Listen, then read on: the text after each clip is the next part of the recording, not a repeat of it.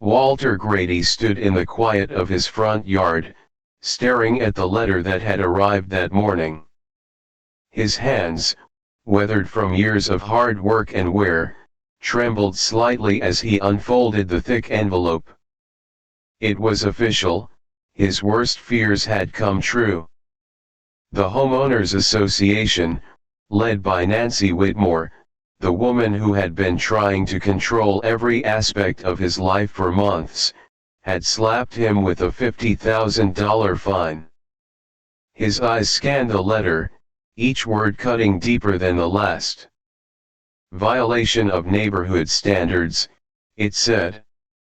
His crime? He hadn't painted the fence the same fence that had been standing for over 50 years, originally built by his father. And to top it off, the HOA threatened to foreclose on his property if the fine wasn't paid in full within 30 days. Walter's fists clenched. He had known it was coming. The letters had started months ago: petty complaints about his outdated fence, his unkempt lawn, and his unsightly old barn. He had ignored them all, but now this was different. $50,000, that was no small amount for a man on a fixed income, living alone after his wife passed away 2 years ago. But this wasn't just about the money, it was about the sheer audacity of Nancy Whitmore and the HOA. They had been poking and prodding at him, testing how far they could push before he broke. They thought they could control him. They thought he was just an old man, a relic of the past who didn't know how to fight back. But Walter had something they didn't expect. He had power, and he had knowledge of a piece of land that they had never bothered to investigate. You see, Walter wasn't just a retired engineer, he was the owner of the only road that led into Woodland Pines. The HOA had spent years developing the area, but they never bothered to ask who owned the access road. They assumed it was just part of the community, a public road easily ignored. But that wasn't the case. Walter's father had made sure to keep the deed for the road when they sold the rest of the land in the 1970s. The road was his, privately owned but open for public use. And Walter, for the longest time, had let the HOA and the residents of Woodland Pines think it was just a public road, part of the community's infrastructure. That was the mistake the HOA made. They had no idea who they were messing with. Walter Grady owned the key to the whole neighborhood, and now, as he stood in front of his old home, the sun setting in the distance, he knew that it was time to take action. The HOA had pushed too far, they had underestimated him, and now he was going to make them regret it. For you, a free like is easy. But for me, it is the greatest support and encouragement. For this video, can you give me 1 like and 1 subscription? Thank you very much. He crumpled the letter in his hands and tossed it into the trash bin. There would be no payment, no compliance. He wasn't going to sit back and let Nancy Whitmore and her cronies ruin his life any longer. Walter took a deep breath and walked to the shed in the backyard, where his tools rested, ready for the task ahead. It was time to remind the HOA just who controlled Woodland Pines. They wouldn't get away with this, not this time. Walter Grady lived a quiet, simple life in the small wooden house he inherited from his father. After his wife passed away 2 years ago, everything had slowed down. The house, the yard, the barn, they all reminded him of the peaceful life he had lived and the land that had been passed down for generations. He was content in his solitude, tending to the farm and enjoying his late years. But this peace would not last, not with the HOA pressing down on him. It started innocently enough with a letter from the HOA. They demanded that Walter repaint his fence. The paint had begun to fade, they said, and it didn't meet the community's aesthetic standards. Walter chuckled when he read the letter. Who do they think they are? He thought, tossing it aside. But when the next few letters came, they were more than just requests, they were demands, and then fines. The fines started small, just a few hundred here and there for not trimming the overgrown bushes or for not having a perfectly manicured lawn.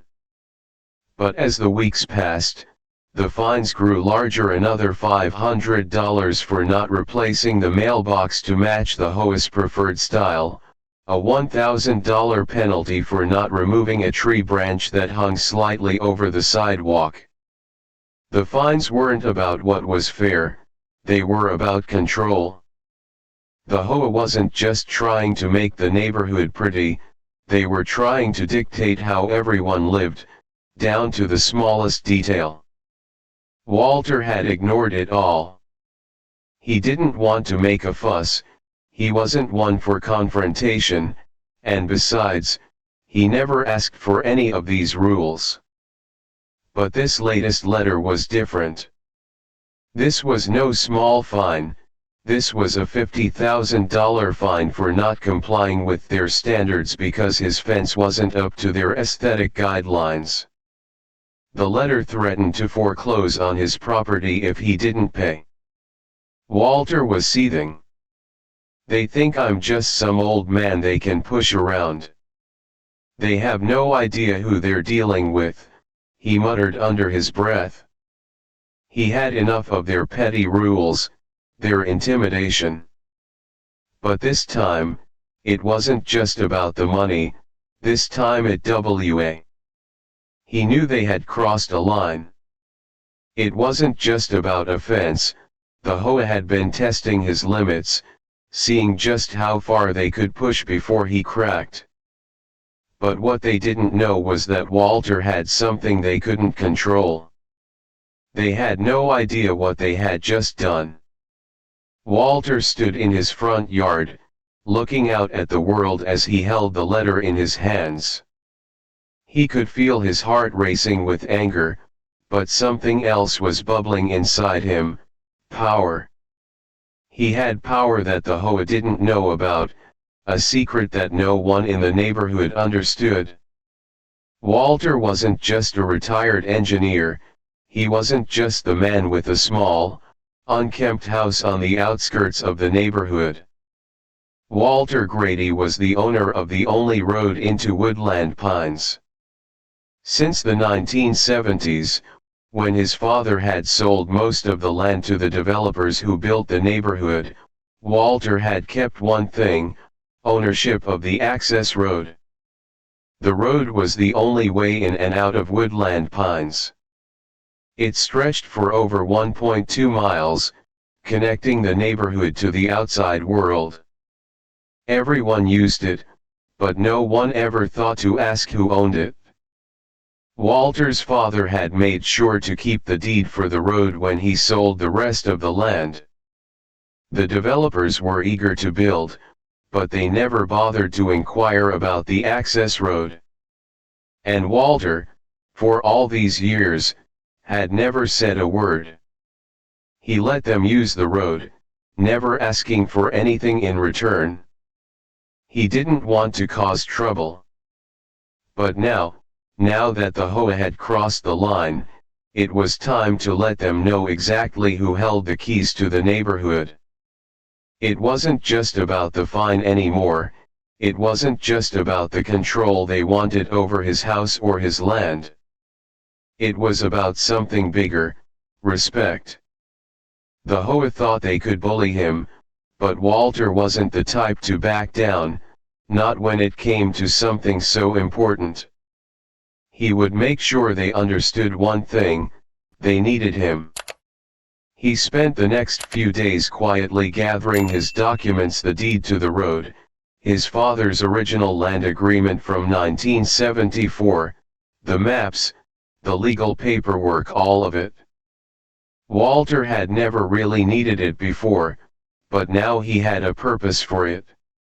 He knew that the HOA would try to fight him, and he would need all the ammunition he could get. He also contacted an old friend, David, a lawyer who had once been a student of his when he worked as an engineer. David had gone on to become a respected attorney in the area, specializing in property and land law. Walter knew David well enough to trust him with the truth about the road. When they met, David was shocked. "Wait, you mean to tell me the entire neighborhood has been using this road for decades, and they never even asked who owned it?" Walter nodded. "Yep. They've been living here thinking it's a public road, but it's not. It never was. It's mine, and now they're trying to take me to court over a fence. They don't know what they're messing with." David raised an eyebrow, a grin slowly spreading across his face. "Well, Walter, this is going to get interesting. Let's make sure they understand exactly who's in charge here. For you, a free like is easy. But for me, it is the greatest support and encouragement. For this video, can you give me 1 like and 1 subscription? Thank you very much." As David worked on compiling the legal documents, Walter began to prepare himself for what was to come. He didn't want to start a war with the HOA, he didn't want to get into a legal battle. But at the same time, he knew he couldn't let them continue their bullying. This wasn't just about him anymore, it was about setting a precedent, about showing the people in the neighborhood that they didn't have to live under the thumb of the HOA. Over the next few weeks, the tension in Woodland Pines escalated. Nancy Whitmore, the HOA president, grew more and more aggressive in her attempts to force Walter to comply. She sent letters, made phone calls, even enlisted the local authorities to help her pressure Walter into obeying. But it was all for nothing. Every attempt she made to push Walter into a corner only pushed him further into action. The more she tried to control him, the more determined he became to fight back. The HOA, though powerful, had no idea that the real power was in Walter's hands, and he was about to make sure they knew it. The tension in Woodland Pines had been building for weeks. Every day, Walter Grady felt the weight of the HOA's oppressive grip on his property. Nancy Whitmore, the ever-ambitious president of the HOA, wasn't about to let a little thing like the law stop her. She was determined to force Walter into submission, and the more she pushed, the more Walter's resolve hardened. One afternoon, while Walter was in his garden, a black SUV pulled up to the driveway. 2 men in uniform stepped out, HOA enforcement officers, a pair of hired muscle that Nancy had brought in to intimidate him. They were not there to discuss legalities but to make sure Walter understood that they weren't going to back down. One of the officers, a bulky man with tattoos creeping up his neck, walked up to Walter with a smug smile. "Mr. Grady," the officer said with a tone that dripped with false politeness, "we're here to inspect your property. The HOA has made it clear that you failed." Walter's grip tightened on the shovel in his hand, but he said nothing. He had already heard the threats, he knew exactly what was going on. The HOA wasn't just upset about his fence anymore, they were using every trick in the book to try and push him out. Walter, however, had lived through tough situations before. This wasn't going to intimidate him. "I'm not interested in your inspection," Walter said coolly, his voice steady. You don't have permission to be here. The officer's smile faltered for a moment, but he quickly regained his composure. You'll regret this, old man, he muttered before turning away. Don't say we didn't warn you. He and his partner walked back to the SUV, leaving Walter standing there in his yard, resolute but seething with anger. But this was just the beginning. Over the next few days, the HOA ramped up their attacks. Nancy Whitmore wasn't just content with sending threatening letters anymore, she wanted to make Walter's life miserable. First, they sent a crew to tear down the old wooden fence Walter's father had built decades ago.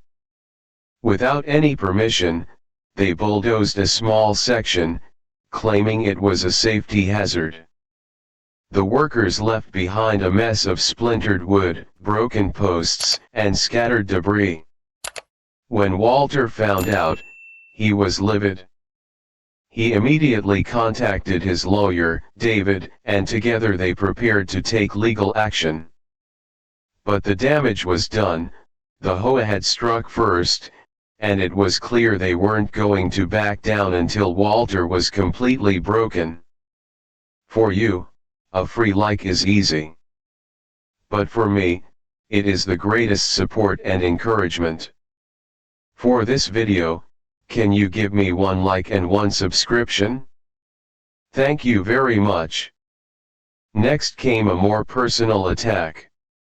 Late one night, Walter's beloved dog, Daisy, went missing. Daisy was an old golden retriever, loyal and friendly, and Walter had raised her since she was a puppy. He searched the property for hours, calling her name, growing more frantic with each passing minute. By morning, there was still no sign of her. The next day, a neighbor called. "Walter, I think you should come over here," the voice on the phone said, tied with concern.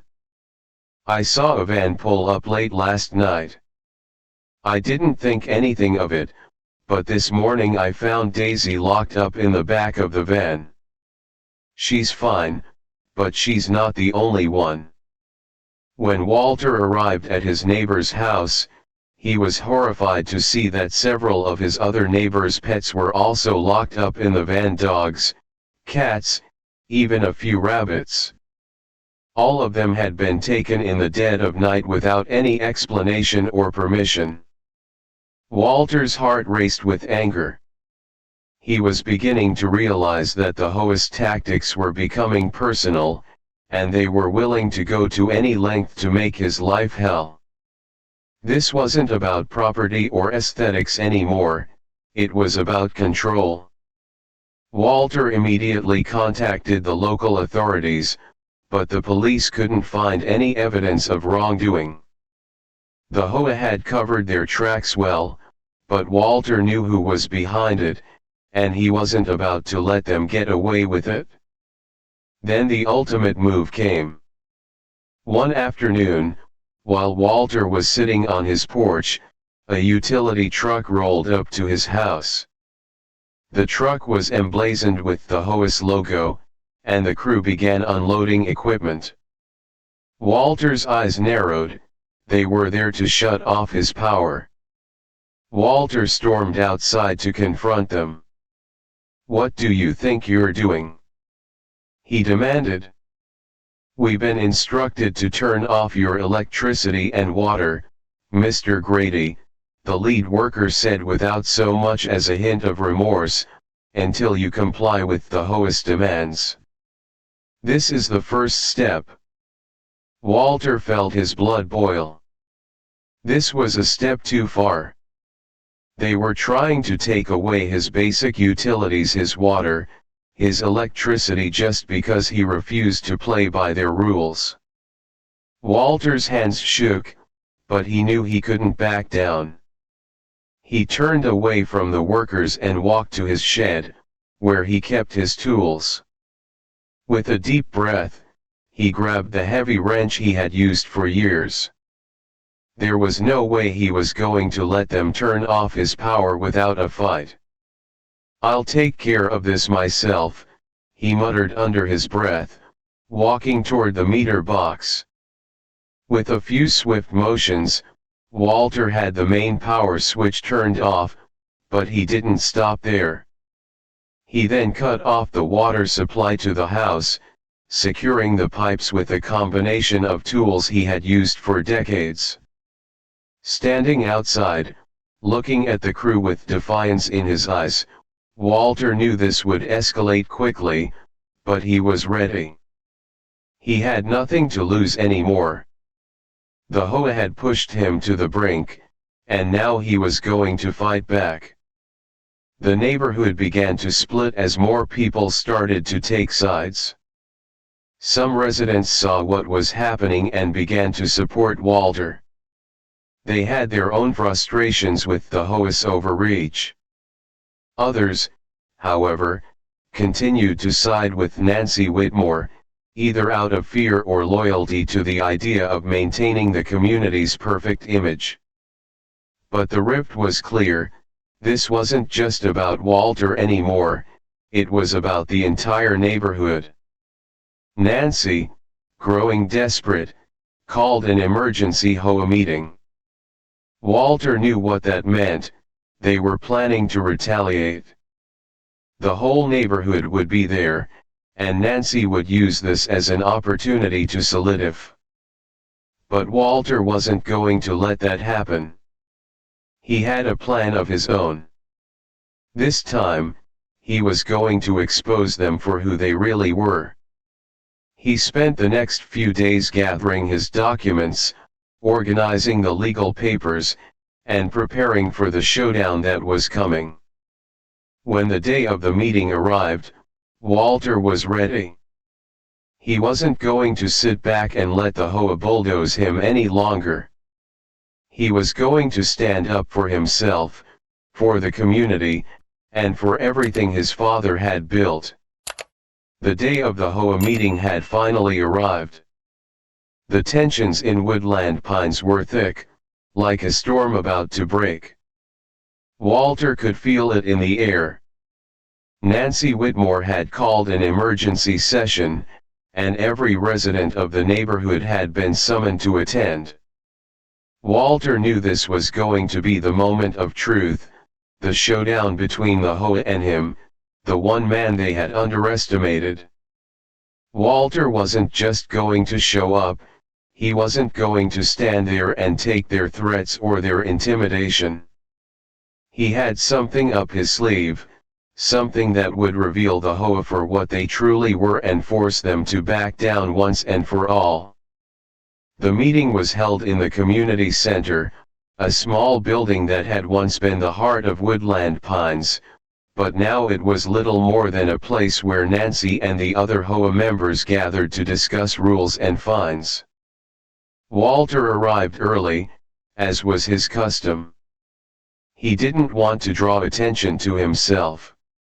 He quietly made his way to the back of the room, sitting down in a corner where he could watch without being seen. He could already see Nancy at the front of the room, standing confidently with a smile on her face. She was in her element, she was the one with the power, the one who controlled the narrative in Woodland Pines. But what she didn't know was that today, the narrative was about to change. For you, a free like is easy. But for me, it is the greatest support and encouragement. For this video, can you give me one like and one subscription? Thank you very much. As the meeting began, Nancy quickly addressed the crowd, her voice ringing out with authority. Ladies and gentlemen of Woodland Pines, thank you for joining us on such short notice. As you all know, there's been an issue with one of our residents, Mr. Walter Grady. He has repeatedly refused to comply with the community's rules, and now he has crossed the line by failing to pay his fines. We are here today to discuss the next steps. Walter could see the crowd's reactions. Some of them nodding in agreement with Nancy, while others exchanged uncomfortable glances. He knew Nancy had built her power by dividing the community, making people believe they had to choose sides. She was trying to paint him as the villain, but Walter wasn't about to let that happen. He stood up, his movement slow and deliberate, drawing the attention of everyone in the room. The murmurs of conversation died down as all eyes turned to him. Nancy's smile faltered for a moment, but she quickly regained her composure. "Walter," she began, her voice sharp, "I'm sure you know why we're here. You've been given ample opportunity to comply with the HOA's rules, and yet you continue to defy them. I'm afraid we'll have no choice but to take legal action if you don't pay the fine immediately." Walter didn't respond immediately. Instead, he stepped forward calmly and deliberately. He looked out at the crowd, letting the silence hang in the air for a moment before speaking. "You think you know who I am," Walter said, his voice steady. "You think you've got me cornered, but you've made a mistake." Nancy raised an eyebrow. "What are you talking about?" Walter reached into his jacket pocket and pulled out a stack of legal papers, slamming them down onto the table in front of him. "I don't need to pay your fines," he said, his voice growing stronger with every word, "because I'm the one who owns this entire neighborhood's access road." The room went completely silent. Nancy's eyes widened in shock. What are you talking about?" Walter didn't back down. He laid out the documents one by one, showing the original deeds and land agreements that proved he was the sole owner of the road that led into Woodland Pines. He could feel the energy in the room shift as the crowd began to murmur in disbelief. Some looked confused, others looked angry, but they all knew one thing now: the HOA had been lying to them all along.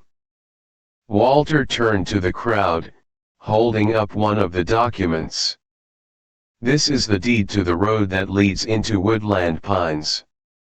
It was passed down to me by my father, who ensured that I would always have control over the road, even when he sold the land to the developers.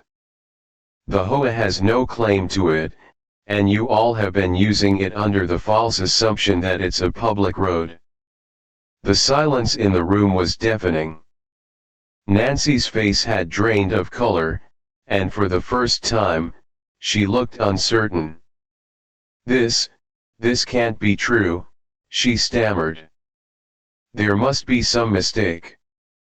"No mistake," Walter replied, his voice cutting through the tension. "And I'm done being bullied by you, Nancy. I've spent enough years letting you and your little HOA gang push people around. You've tried to control this entire community, but now you're going to learn what happens when you..." Walter reached into his bag and pulled out a printed map of Woodland Pines, showing the layout of the neighborhood and highlighting the road in question. "You all use this road to get in and out of here," he said, pointing to the map, "but without my permission, you have no access to it. And that means no more fines, no more demands, and no more authority over my property." The crowd began to stir, whispers of disbelief spreading like wildfire. Nancy stood frozen, her hands shaking slightly as she tried to comprehend what was happening. The truth had been revealed, and there was no denying it. She had been playing a dangerous game, and now it was clear that she had lost. Walter continued, his voice gaining strength. "I've already contacted my lawyer, and we filed an injunction against the HOA's actions. You won't be able to make a single demand without going through me. And as for the fine, consider it null and void. You can take me to court if you want, but trust me, you won't win." There was a long pause as the weight of Walter's words settled in.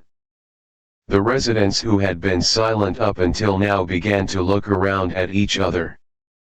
Some of them were angry, others were ashamed. The veil had been lifted, and they finally understood the truth about Nancy and her HOA. Nancy, now visibly shaken, tried to regain her composure. "You can't do this," she spat, her voice shaking. "This is outrageous. I've worked hard to maintain the integrity of this neighborhood." Walter shook his head, his expression calm but resolute. "No, Nancy. You've worked hard to control it, and that's where you went wrong. You thought you could push people around, threaten them into submission, but you've underestimated the people who live here. You've underestimated me." The room was still, the weight of Walter's words hanging in the air.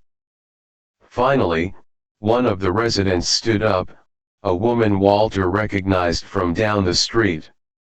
Her name was Mavis, and she had always been one of the quiet ones.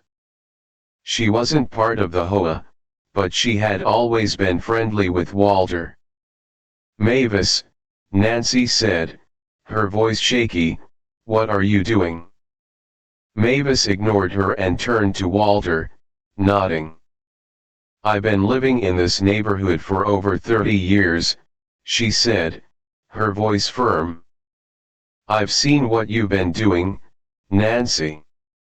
It's time we all took a stand. I'm with you, Walter." And just like that, the floodgates opened. More and more residents stood up, one by one, showing their support for Walter. They had had enough of Nancy and her HOA's tyrannical rule. It was over. Nancy stood there stunned as the room erupted into applause. The power had shifted, and there was no going back. The HOA meeting ended in stunned silence, then a slow murmur, then outright commotion. Neighbors who had once nodded politely to Nancy now turned their backs. Some walked out shaking their heads, others whispered in corners, recounting stories they'd long kept to themselves about threats, fines, humiliations they'd endured under her rule. Walter didn't have to say another word, the documents had spoken for him. The look on Nancy Whitmore's face, one of pure disbelief and dread, was the sweetest vindication he'd ever felt. But Walter wasn't finished. The very next morning, while mist still clung to the pavement and dew sparkled on the grass, Walter got to work. He posted a large, hand-painted wooden sign at the entrance of the road. It read, "Private property. Road use temporarily suspended due to liability risk. Access available by request through owner. Contact W. Grady." Within hours, cars began backing up at the main entrance to Woodland Pines. School buses stalled, delivery vans idled, and HOA board members were trapped in their driveways. The entire neighborhood had been built on the assumption of permanent, unquestioned access, but legally, they had none. For you, a free like is easy. But for me, it is the greatest support and encouragement. For this video, can you give me 1 like and 1 subscription? Thank you very much. Nancy called Walter that afternoon. Her voice was no longer cold and commanding, it was thin, desperate. "Walter," she said, "we need to talk." "We should have done that months ago," he replied calmly, "but now you'll have to speak through my lawyer." And she did. Through gritted teeth, through red-faced attorneys, through emergency mediation meetings at the county courthouse, Nancy and the remaining HOA board had to swallow the truth. Walter held all the cards now.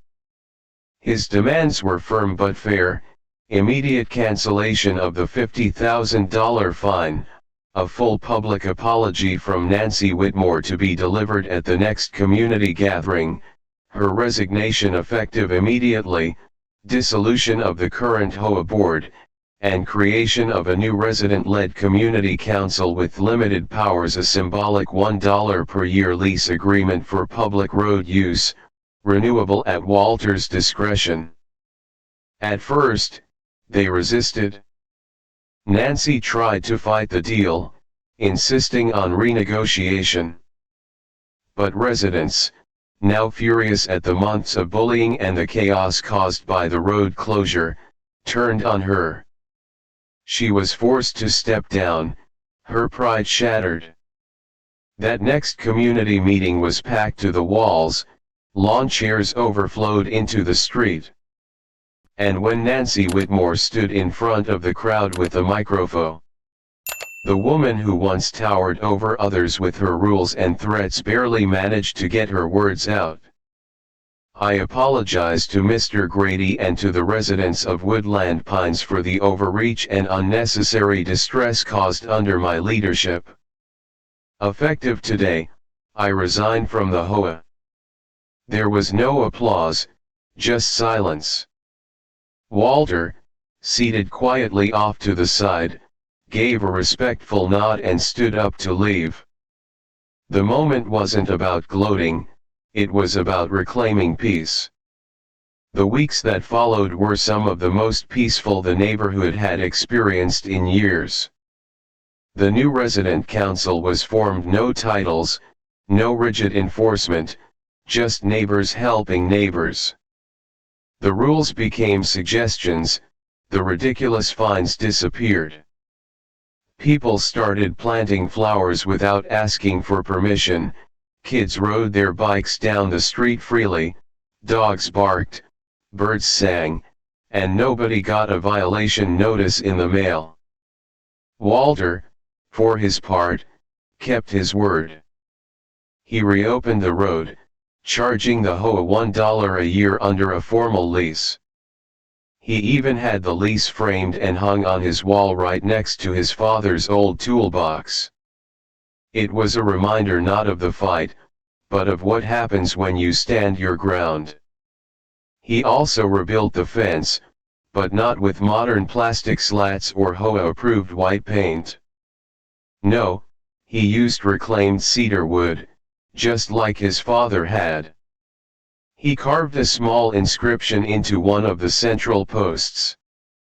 It simply read, "Built by my father, defended by his son." One afternoon, Mavis, the elderly neighbor who'd first stood up for Walter, came by with a basket of peach cobbler. She looked at the new fence, then at Walter sitting in his rocking chair. "You showed them," she said softly. Walter smiled, sipping a sweet tea. "Didn't have to shout, Mavis. Just had to show them what quiet people can do when they've had enough." They sat in silence for a while, listening to the cicadas sing and the breeze rustling through the trees.